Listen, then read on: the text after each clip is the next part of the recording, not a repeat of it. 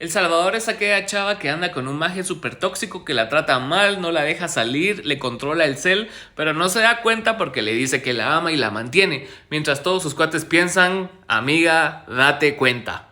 Obviamente a nadie le gusta que le digan que se equivocó. Si se preguntan, hoy vamos a hablar del dictador más cool del mundo, Nayib Bukele, quien se autoproclama como el instrumento de Dios que El Salvador necesitaba. Sí, escuchaste bien.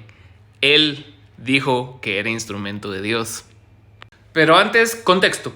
Si usted ha vivido debajo de una roca durante los últimos años, Bukele es el presidente de El Salvador y fue el principal responsable de sacar a las maras de las calles y de la sociedad.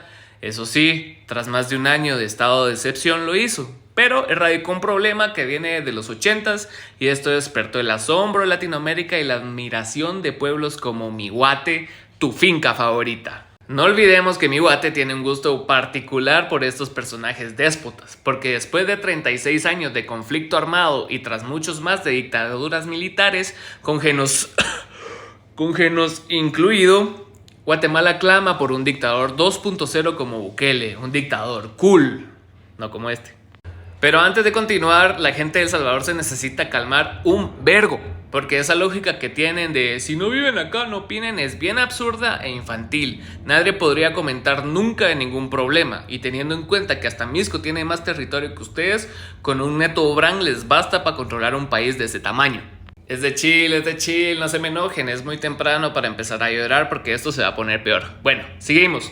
Nayib Bukele apareció a finales de febrero ante centenares de militares y oficiales de policía para agradecer su apoyo en la controvertida estrategia de seguridad y su guerra contra las pandillas. Como siempre, el mandatario organizó su particular show para transmitir un mensaje en el que, además de proclamarse un instrumento de Dios, atacó ante oficiales fuertemente armados a la clase política de El Salvador, a la que llamó corrupta y formada por asesinos, y se felicitó por haber reducido los índices de criminalidad en el país, diciéndole a los militares: ustedes están llevando paz a los salvadoreños. Este guiño a las Fuerzas Armadas ha despertado alertas en sectores críticos con Bukele, porque no hace mucho se vivió un conflicto armado de casi 13 años gracias a la militarización de la seguridad en el país, y esto es una muestra clara de la transformación radical del mandatario.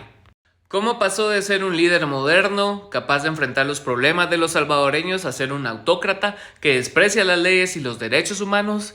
Y eso de tener fan Azul y Ríos no aporta mucho a la causa, compa.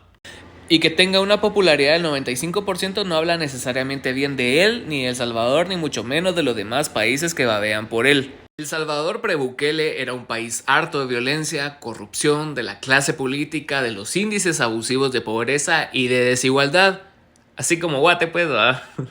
Los años del gobierno conservador de Arena y de los izquierdistas de FMLN, tras el retorno de la democracia en 1992, no representaron un cambio real en el país.